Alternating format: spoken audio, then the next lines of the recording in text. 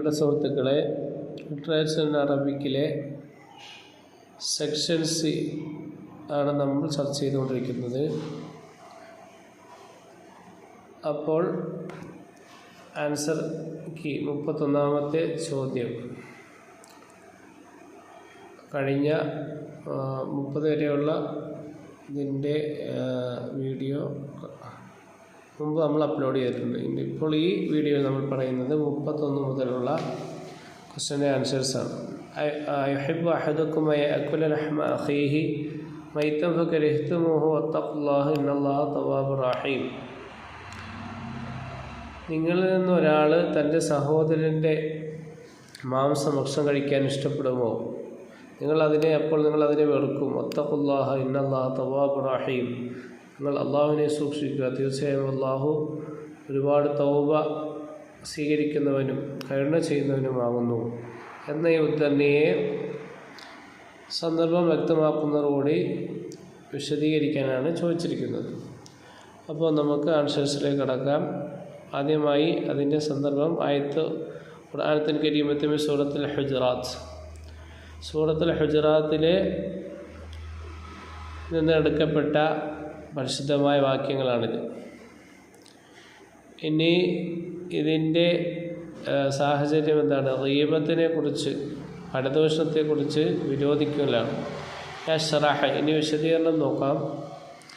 യദ്രിബുല്ലാഹു തആല മസലൻ മുൻഫരിദൻ ലിതബ്രീദി അൻ ഖുബാഹത്തിൽ ഗീബ ഫകമാ അന്നമാ അക്കല ലഹ്മ മൈതൻ ഫഹുവ അഖൂക അംറുൻ തഖ്ശഇറു മിൻഹു നുഫൂസു വതഅബാഹു തബീഅ فإن اغتياب أخيك في غيابه والحديث عنه بسوء هو بمثابة أكل لحمه ميتا. وتختم الآية بالدعوة لتقوى الله والتوبة.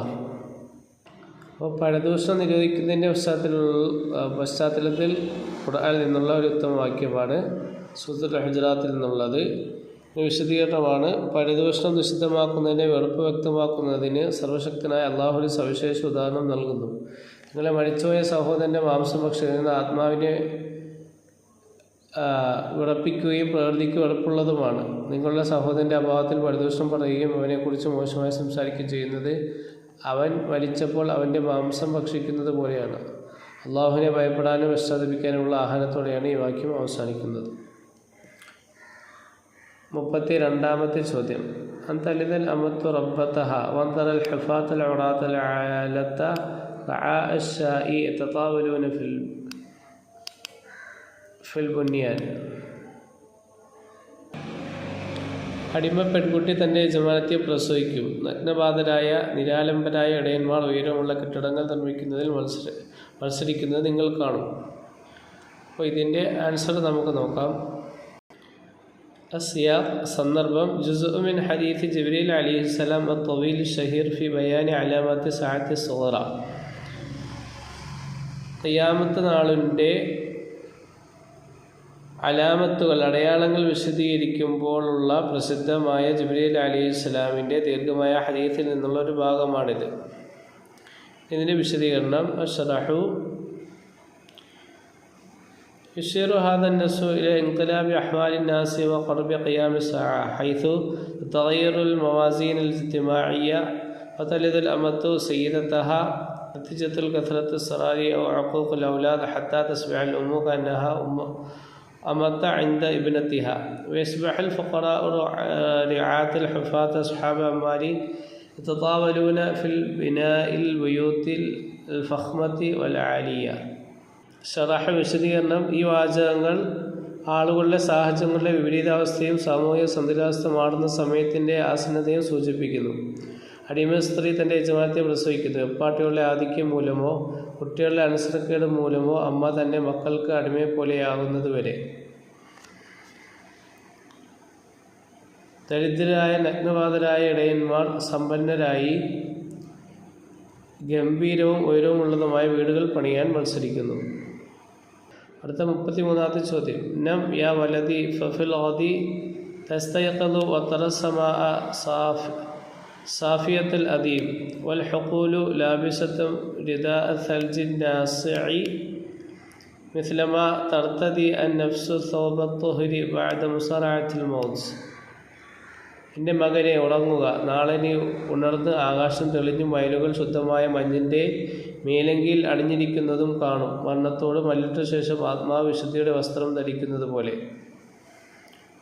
അപ്പോൾ സാഹചര്യം നസ്സുൽ അദബി വിജ്ദാനി തഅബീരിൻ യൂസുഫിഹി ഹുദു തബിഅത്തി വ ജമാലിഹ ബഅദൽ വാസിഫി അവിസ്ആബി. സന്ദർഭം കൊടുങ്കാറ്റുകൾക്കോ കഷ്ടപ്പാടുകൾക്കോ ശേഷം പ്രകൃതിയുടെ ശാന്തവും സൗന്ദര്യവും വിവരിക്കുന്ന ഒരു സാഹിത്യപരവും വൈകാരികവും ആവിഷ്കൃതവുമായ വാചകം.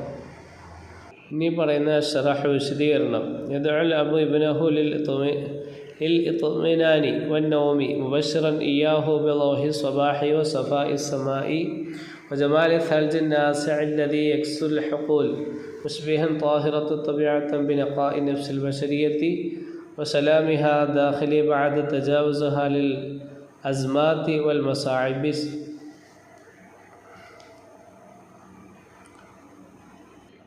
പിതാവ് തൻ്റെ മകനെ വിശ്രമിക്കാനും ഉറങ്ങാനും വിളിക്കുന്നു. പ്രതിസന്ധികളെയും ബുദ്ധിമുട്ടുകളെയും മറികടന്ന് പ്രകൃതിയുടെ വിശുദ്ധിയെ മനുഷ്യാത്മാവിൻ്റെ വിശുദ്ധിയോടും അതിൻ്റെ ആന്തരിക സമാധാനത്തോടും ഉപമിക്കുന്നു.